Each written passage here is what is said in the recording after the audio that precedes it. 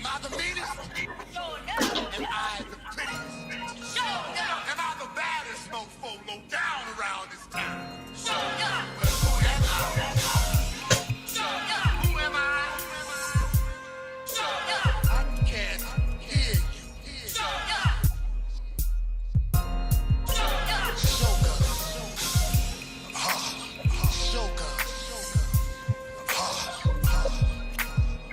Shogun of Harlem.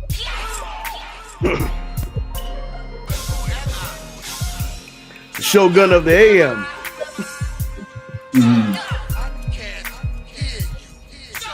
Let me share real quick.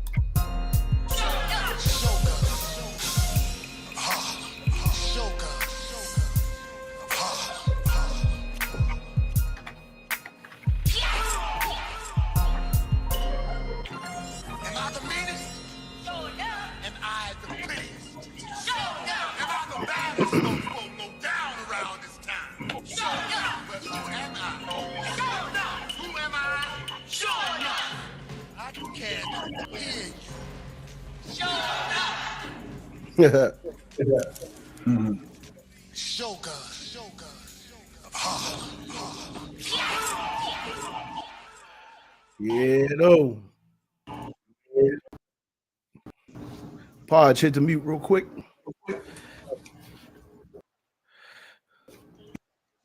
Thank you, brother. Good morning, everybody. Good morning, everybody. Welcome to the AM show. We is in effect. It is JPad, LB, Mello PDC, the masterminds of the morning. We up in here, man. Sorry we got on a little late this morning, but I know y'all probably was like, where the hell these guys at? We just had a little stream difficulties this morning. Laura Smith checking in this morning. What's up? Good morning. How you doing? Yeah, like I said, we got on a little bit late this morning, but we still gonna get to it, and we're gonna make it brief like a Sports Center top 10. We're gonna make it do what it do, man. Other than that, LB, you good? Yes, sir. Yes, sir. The smoke ain't no joke. And Mellow Man, what's up? What's happening? Rise and grind. It is that. Go.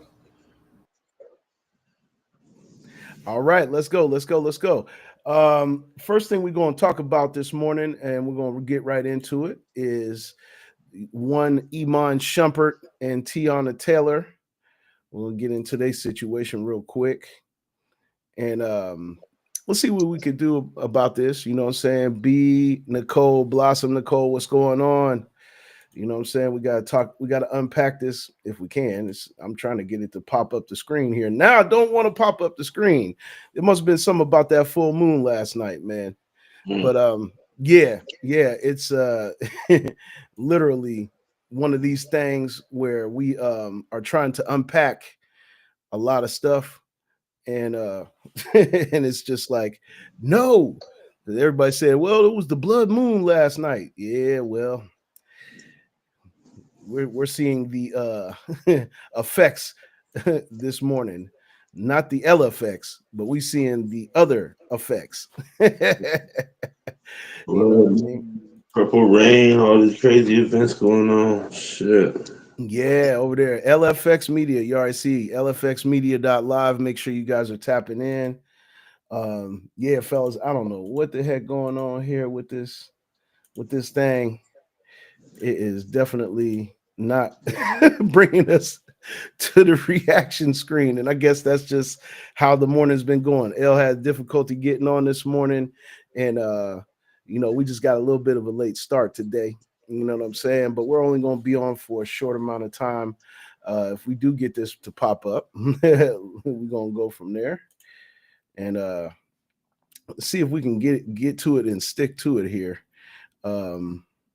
Y'all just hold on 1 second. I'm gonna try something.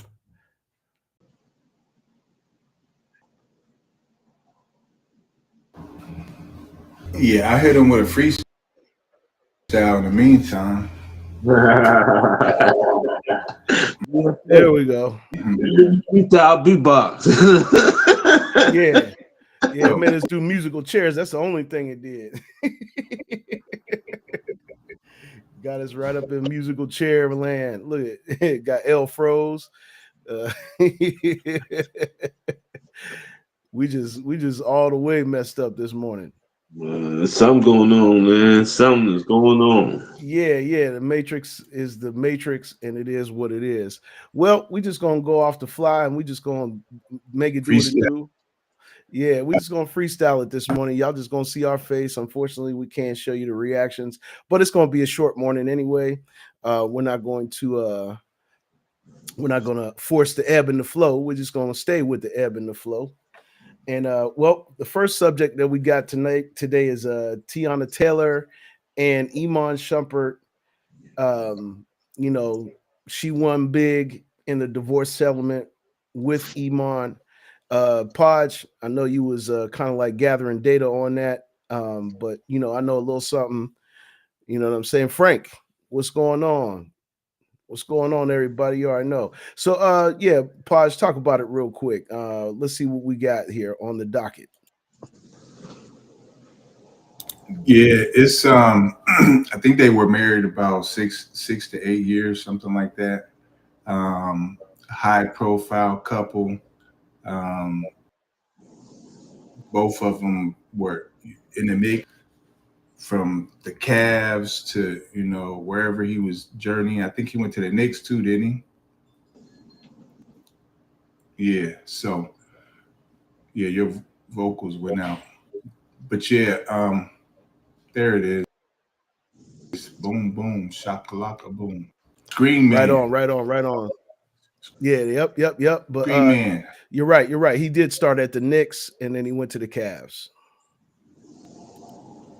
Okay, yeah. So situation was, he was cheating allegedly, and she kind of gave him grace.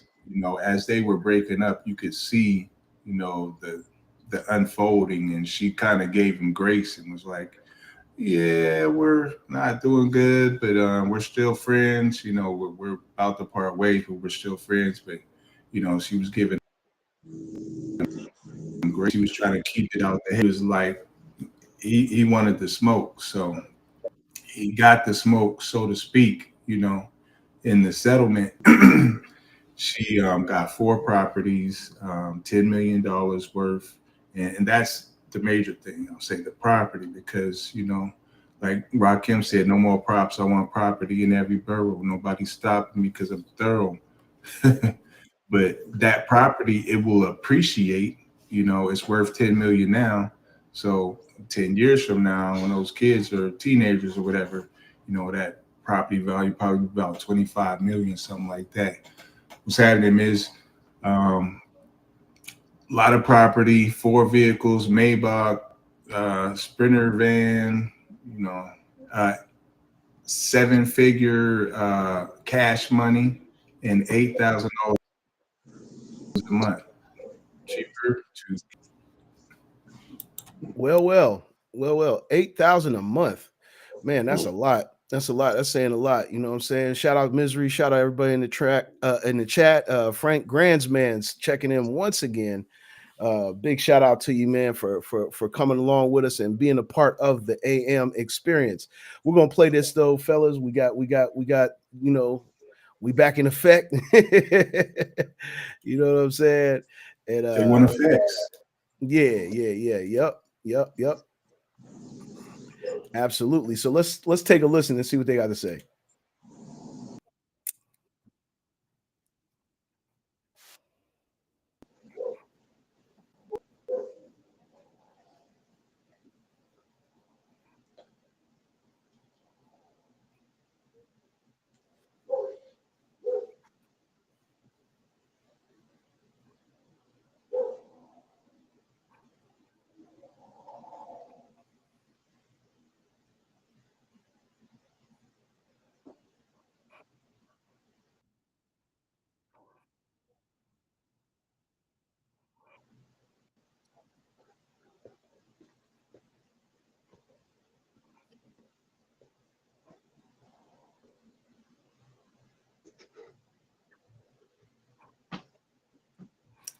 Of course, that's how our morning's going. No sound. You guys couldn't hear? Mhm. Okay, let's try it again.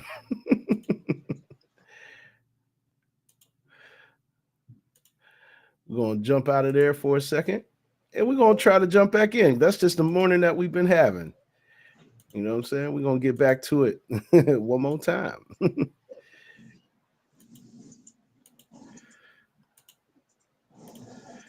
All right. Let's see if we can let's see if we can get back to it again. We just going to stay on this screen just so we can get the sound. Here we go.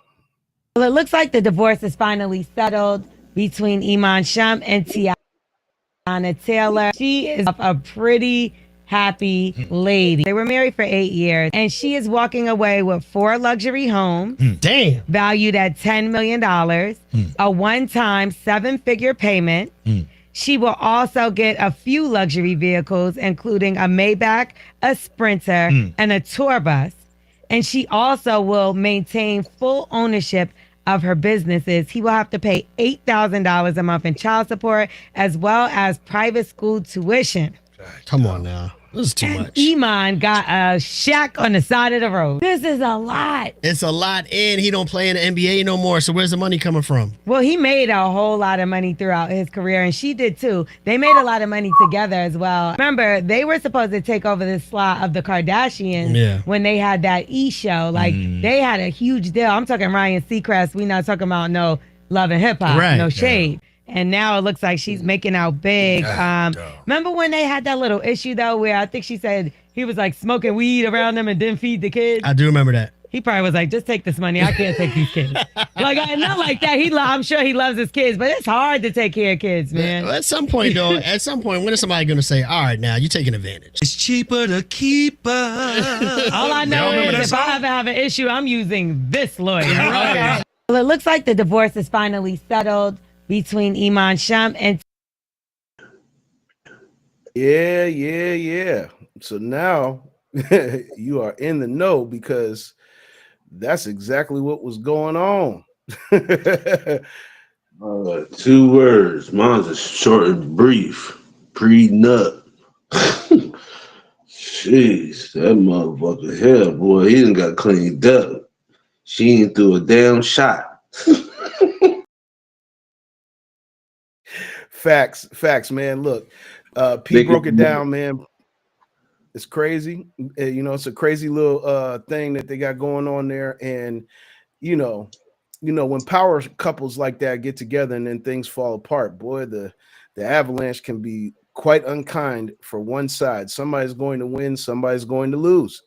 And this is a prime example of that. You know what I mean? So, you know, oh yeah, Dismos, top of the morning, brother. You already know what it is. Much love from the DR, Dominican Republic in the building. You know what I'm saying? But yeah, it's unfortunate that went down. And yeah, Podge, we're going to keep an eye on things like that. Appreciate you bringing the insight with it. You already know. Yeah, not to be chatty patty, but she's with Aaron Pierre now. She says she feels like a kid again. Wow. Well, I mean, and this is how, you know, the upper level, you know, plays around. This is just how things go. You know, people bounce around from this to that to this to that and the third. And yeah, like I said, we'll keep an eye on it. You know what I'm saying? And thankfully we were able to get that in. You know what I'm saying? But we're gonna switch gears real quick. We're gonna be on real briefly this morning, guys, so you guys can get back in your day. And we just got a little late start, but I promise you on Monday we'll be back right on time, so we have that full hour. The next subject we want to talk about is Black History Month. We promised that we would bring some of this up. You know what I'm saying? Black History Month, minute, Black Wall Street. You know what I'm saying? We said we would bring it to you this morning, and we are going to bring it to you this morning. You know what I'm saying? It says the Tulsa Race Massacre, also known as Black Wall Street Massacre, was a violent and horrific event that took place from May 31st to June 1st in 1921 in the Greenwood district of Tulsa, Oklahoma. We're going to let the video play, and then you guys Let's get a little bit of reaction there.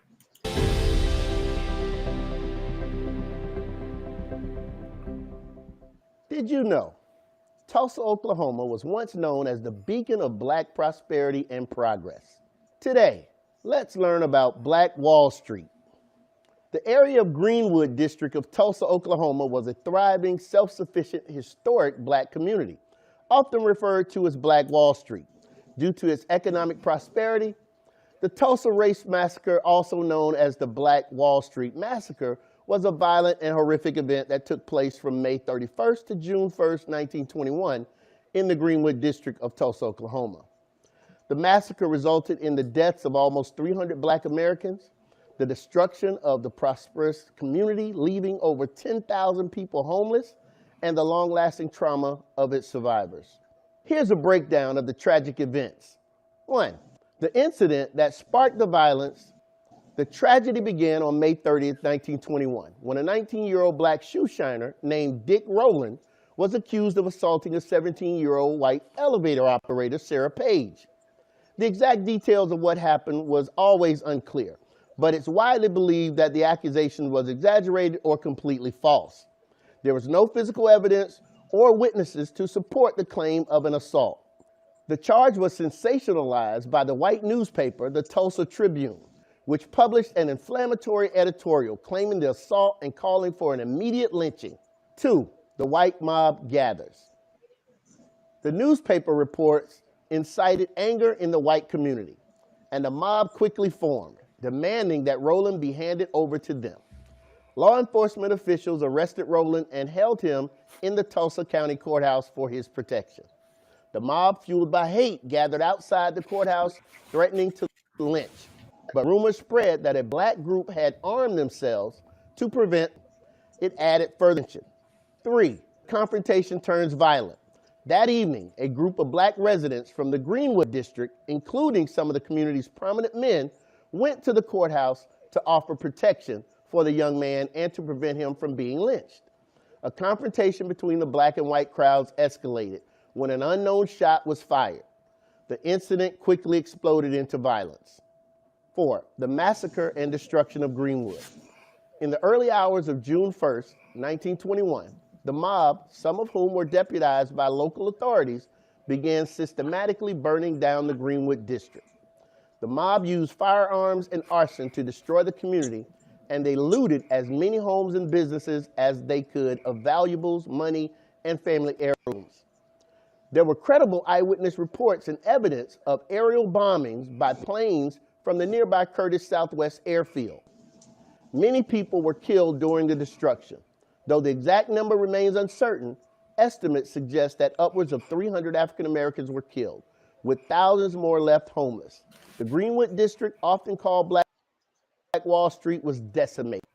More than 1 businesses were destroyed, and much of the district was reduced to ash. 5. The aftermath. The massacre was widely covered up and underreported at the time, particularly in mainstream press. Law enforcement failed to intervene or stop the violence. Many survivors were left without homes, businesses, or resources and were forced into internment camps as a result of the violence. Several black residents were arrested, while no white individuals were held accountable for their actions. The destruction of Greenwood and the deaths of countless African Americans had lasting effects on the survivors, who were left without support or compensation. Many families were unable to rebuild, and the trauma lingered for generations. Tulsa authorities did not provide any financial assistance to those who lost everything, and there was no official reckoning for the massacre until decades later. 6. Official recognition. For many years, the Tulsa Race Massacre was largely ignored in the history books. It was only in the 1990s, following the efforts from survivors and activists, that the massacre gained more recognition. In 1996, a commission was established to investigate the events of 1921. According to a 2001 report by the Oklahoma Commission to Study the Tulsa Race Riot of 1921, at minimum, 1,256 homes were destroyed, alongside churches, schools, businesses, and hospitals. Greenwood residents would go on to file over $1.8 million in damage claims, but most residents never filed or reported anything due to fear. All but one of these claims were denied. A white shop owner was given compensation for guns taken from his shop. Once many families left, they never returned. In today's dollars, the additional loss of other assets, including cash, personal belongings, and commercial property, might bring the total to well over $200 million. 7, the takeaway. The Tulsa Race Massacre serves as a tragic chapter in American history, highlighting the dangers of white supremacy, racial injustice, and the lengths to which these forces will go to maintain power over marginalized communities, even those self-sufficient and thriving. As you have just witnessed, Black history is American history. Okay. So, hopefully everybody got some good information on that. That was the most infamous Black Wall Street. But I wanted to quickly jump to this next video, guys, and talk about this particular subject. There's just a few more minutes of this, and then I want to get some reaction from you guys. So let's take a look at this. This is Tom Hanks talking about there were other Black Wall Streets. Have a listen. A New York Times piece on a 100-year-old survivor of the Tulsa Massacre. And my question was this: what's the Tulsa Massacre? I was taught American history every 3 years growing up. 5th grade, 8th grade, what comes after 11th grade, and then I studied in junior college, and I've read it ever since for pleasure. How is it that it wasn't until 2 years ago that I heard about the Tulsa Massacre? How is that possible? I've heard about Custer's Little Bighorn. I heard about the Alamo. I heard about the Triangle Shirtwaist Fire. I heard about all kinds of disasters in which people died. But I had never heard about this thing that happened in 1921, only 3 years before my dad was born. One of the most successful Black communities in America, Black Wall Street, in which everybody was not only burned out of their homes and their businesses, but then driven out of the city limits by an angry mob of, I'm sorry, white people. How is it that this was not taught to me? Because I tell you, at the age of 10, when I was in 5th grade, living in Oakland, California, that would have been a moment of enlightenment for me. And it made me mad. It made me mad that somebody had somehow made an editorial process of what was appropriate for us to learn about our own American history. It made me angry. And it took me 54 years in order to find this out. It's not right. It's not right, and it's doing a disservice to all of America. But we also know, because one of the narratives people say is, oh, well, Black people just go out and pull themselves up from their own bootstraps. Stop asking for handouts. Well, people in Tulsa, they did that with Black Wall Street. Black Wall Street was a thriving town, not just a Black town, but just a town, one of the wealthiest places. And of course, we know that almost in an instant, 300 people were killed, 35 blocks destroyed, all of those businesses, banks, homes destroyed. People fled and their land was taken over. And it's not just Tulsa. There are other Black Wall Streets as well. East St. Louis, where up to 200 were killed, 6,000 ended up being homeless, 300 businesses destroyed. We could go to Rosewood, Florida, 150 deaths. As you can see, that was in the paper. Whites gathered for miles to slay Negroes. Last Negro homes raised in Rosewood, literally just wiping them out. And then, of course, we could even go to Detroit. 34 killed, including 16 police officers, $28 million in damage, where white people did not want Black people to move in. So we see no matter what we're talking about, whenever Black people have created these spaces, we continue to see how it plays out. And of course, there are other cities, even more recently, that we could highlight that have had, in many ways, race riots, particularly after the assassination or around the assassination of King. And also we can think about the Kennedys, from Rochester, New York to Watts, California, Chicago, Cleveland. I mentioned Detroit, Newark.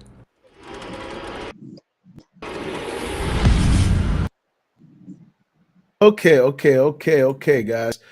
We got a nice little bit of information. So we now discovered that, there were that were tactically and purposely destroyed. You know what I'm saying? Where we actually saw examples of infrastructure. Real quick in the chat, Devontae, what's going on, man? You already know Zan, what's going on? Simply checking in. You know, my man Sin Q checking in. Dismos, everybody in the chat, you know what I'm saying, that's jumped on, man. Thank you guys for checking in with us. But right, once again, real quickly, knowing that data, now that we have information, you know, all of us are aware that, you know, there was examples of that infrastructure that we were talking about on Wednesday. You know what I'm saying? And we had to bring this to you guys so you guys could have a clear understanding that it is possible for these things to exist again.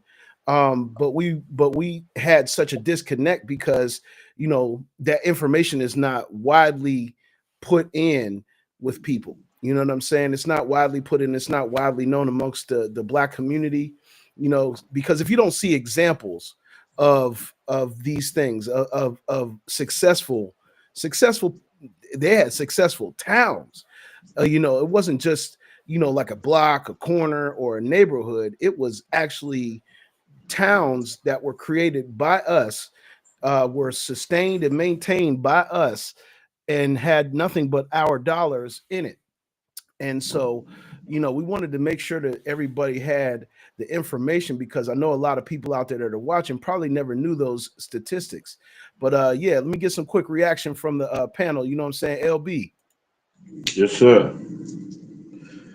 Truthfully, what it is the blueprint of America. It's always been like that. They just tell you the information they want you to know and hide all the stuff that's really.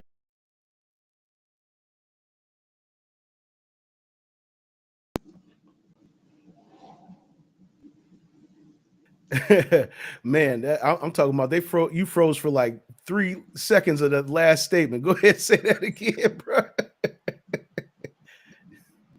I said, like, is it working? Can you hear me? Yep. I said it was the blueprint of America. They always emphasize the stuff.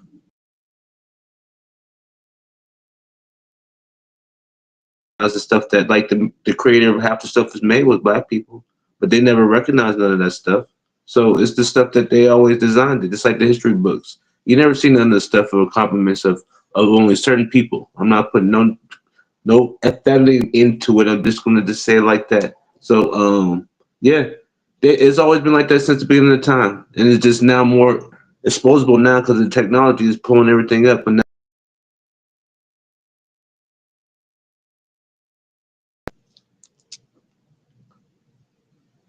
No doubt, no doubt. P, chime in real quick.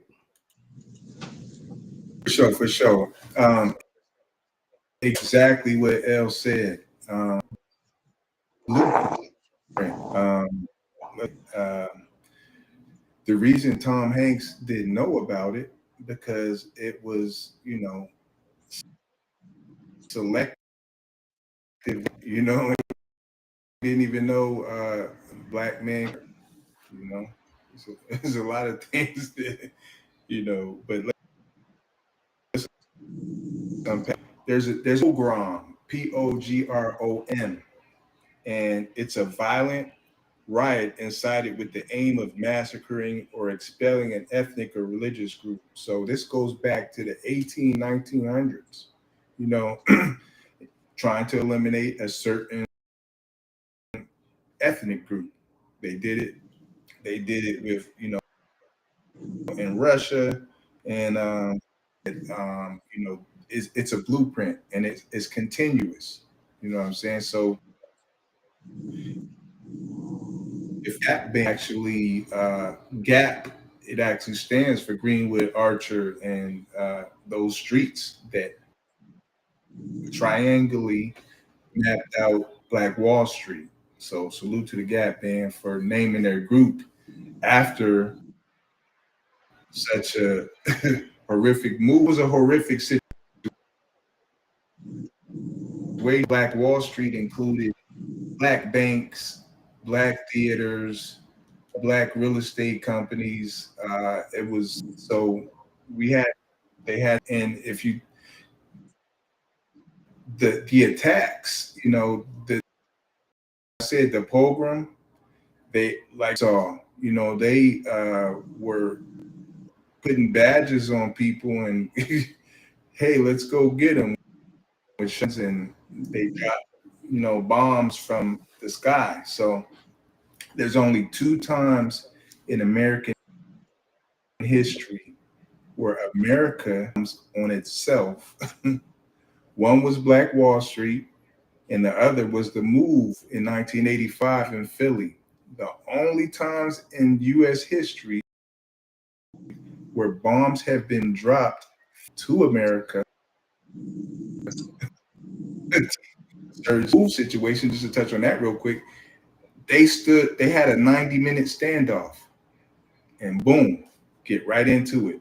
Yeah, so yeah, it's a rough situation, and you know, it's something that we need to know about in our history.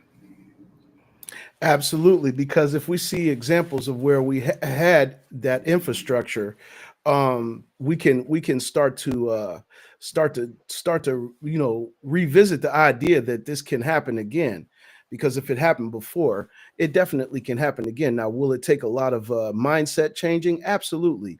Will it take a lot of us, ignoring the distractions out here that prevent us from having these healthy outcomes? Absolutely. You know what I'm saying? Not even discussion, because yes, we can discuss these things all day long. We got to take it a step further and put those discussions into action. And I think that's the point that we want to drive home this morning is, if we want to build things as a community, once again, we have to start to act upon the things that we talk about. I think everybody brings great ideas to the table, but if we don't act upon these things, then we won't see the light the light at the end of the tunnel. You know what I'm saying?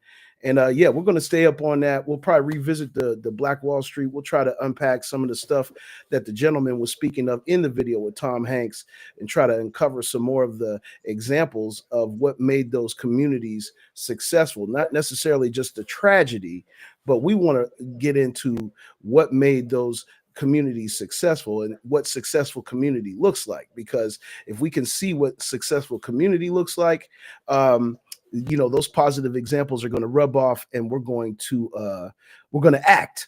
We talked about that action thing. Action is key, and we are men of action. You know what I'm saying? Every last one of us are entrepreneurs. We're all business owners. And yeah, y'all stay tuned to the AM show for that. You know what I'm saying? And we had a brief discussion on it today, but we'll get more in depth in the coming episodes. So now, since we're a little condensed and we're a little short on time, it's 9 a.m. We're gonna go ahead and do a couple of funnies. It's Friday, so we try to do at least 2 or 3 funny Friday joints. Here goes one from LB, is the ringleader of some of this funny shit that we do in the morning. So, right here, this one right here is from the movie I'm Gonna Get You, Sucker. You know what I'm saying? And this scene is a classic scene. It's just a few minutes of your time. Y'all, let's check this one. Let's check this one out and see what the hell was going on in I'm Gonna Get You, Sucker.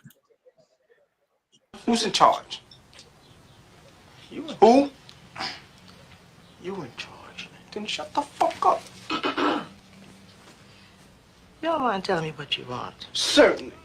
Junebug used to work for me. You used to work for us. I worked for Mr. Big. We work for Mr. Big. It just so happens that Junebug died on 5,000. 5,000? We hit it like $5,000? We don't have that kind of money.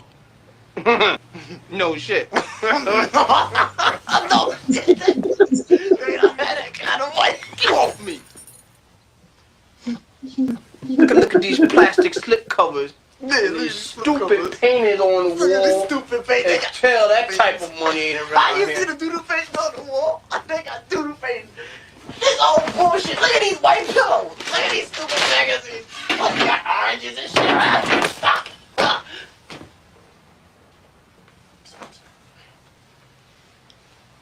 But I do see something. Something that's gonna be worth at least 10 times that amount of money to Mr. Big. Well, what is it? What do you want? You. Oh, Mama! Don't touch her. Good, she moves here again. Looks like Mama gonna have to teach you some manners. Okay, come on, Mama. You don't ever come in my house and just like no food. Now, clean up that mess you made. And you, put those pillows back on the couch where you found them. That's right, pick all that shit up.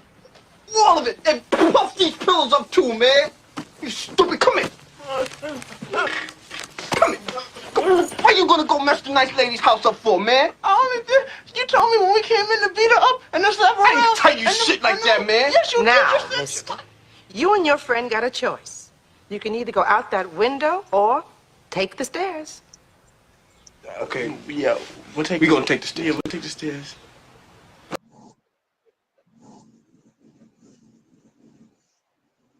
Yeah, that was a classic scene in the movie I'm Gonna Get You Sucker. If you guys never saw I'm Gonna Get You Sucker, do yourself a Friday favor and go ahead and check out I'm Gonna Get You Sucker. We're gonna go right to the next one real quick. You know, and they always predicting. LB brought this one up, man. Y'all get ready to laugh on this one too. Water park disease by The Simpsons. They predicted that a disease will spread in 2025 through water. On a hot day, families at Springfield's biggest water park start noticing something strange. Kids feel itchy after swimming, and red spots appear on their skin. The water feels oddly warm with tiny bubbles, making everyone in the pool feel extremely tired, even the lifeguards. News reports start warning people about the water park. Springfield residents begin to panic and avoid public pools. Soon the sickness spreads quickly as wet swimsuits carry it home. Rain spreads it to other towns. And even drinking fountains make people sick. Pools everywhere become dangerous, and even washing hands spreads the disease. People develop spots and feel better for a few days, but after 3 days, they get very sick and eventually die. Panic spreads as people avoid showers, and stores run out of bottled water. Hospitals overflow with patients while doctors work tirelessly to find a cure. What do you think of this prediction? Tell in I will say this. To have some wild ass looking characters like the Simpsons predicting all these things, and hey man, crazy business. And you know what I'm saying? Like, but it's the Simpsons. They've been right this far.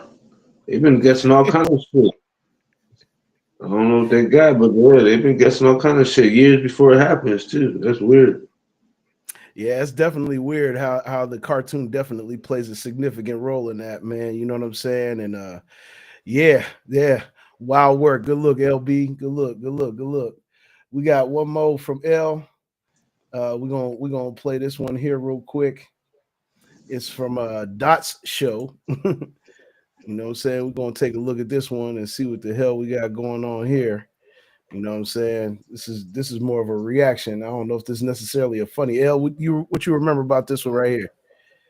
I don't know nothing about it. I don't know. It's something that you sent in the inbox. Should we play it or should we let it go? No. Because they didn't really know better right now. Well, we're gonna play it, damn it. Uber. What's going on back here? A snack is a Dorito chip. A snack is a Kit Kat bar. You don't get to explain to me what a snack is. All I'm asking you to do is just. I'm not going. Hey, your shit's running. Oh, shit. This car. Your shit's running.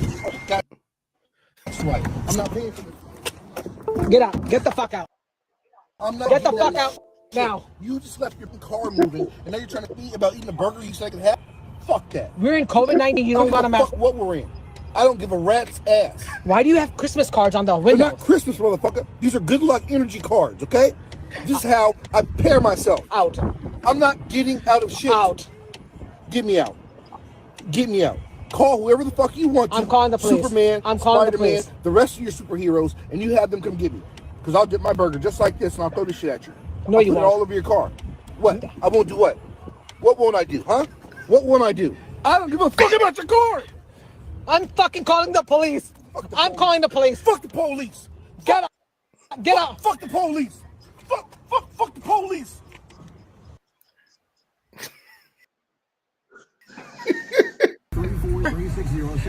What's going on back here? That is Crash Out Central, man. That was crazy. Back seat. Fuck the police. Fuck the police. Oh, yeah. That man had a smorgasbord in the backseat. He brought out a tray. He brought energy cards. What's wrong with folks out here, man? Jack under drug his fat ass right out that motherfucker.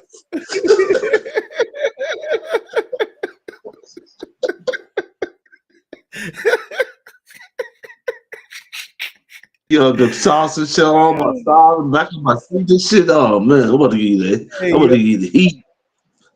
Yes, hands and feet will be applied at that moment in time.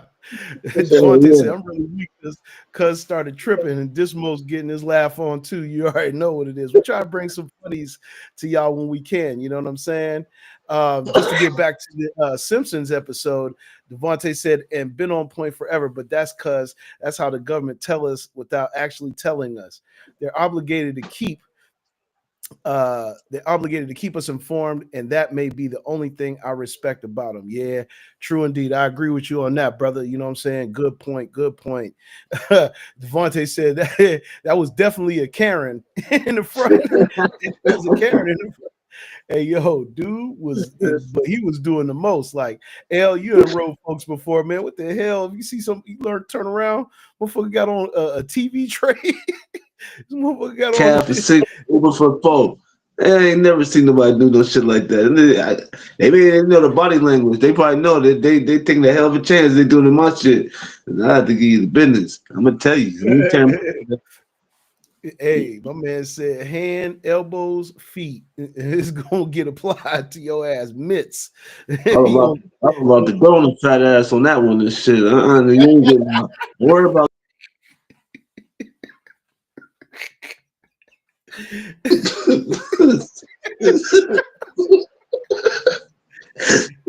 Oh my god, man. Crazy business. Crazy. Yeah. Any final thoughts from you guys before we get up out of here, man? For the day, P. Shout out to Jeanette Dubois on the first clip. She also known as Lona. You know what I mean? She was behind the Jeffersons.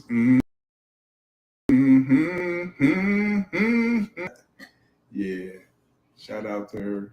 But yeah, keep the funnies coming, yeah. You already know, man. Definitely. L always loads us up with a lot of funny content. You know what I'm saying? L, of course, he was froze there for a minute.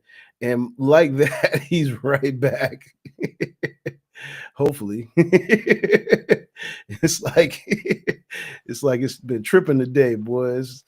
It's been tripping out here, man. It must have been that full moon last night. There was a lot of people talking about the full moon. I see the full moon carried over into today. We was talking about the people over on the West Coast. They were experiencing East Coast like weather yesterday. So it was a topsy-turvy day, and boy, it just bled right over into our morning. We had a lot of technical difficulties this morning, but we thank every last one of y'all for tapping in with the AM Kings once again. We will be back on Monday with some more content. We'll be back with LB and the cookies, and we'll be back with everything on Monday morning.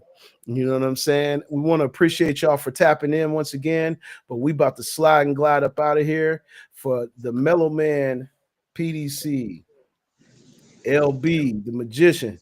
You know what I'm saying? The smoke god. It's J-Pad, the juggernaut, man. We out of here, man. Y'all be great today and have a blessed Friday. You already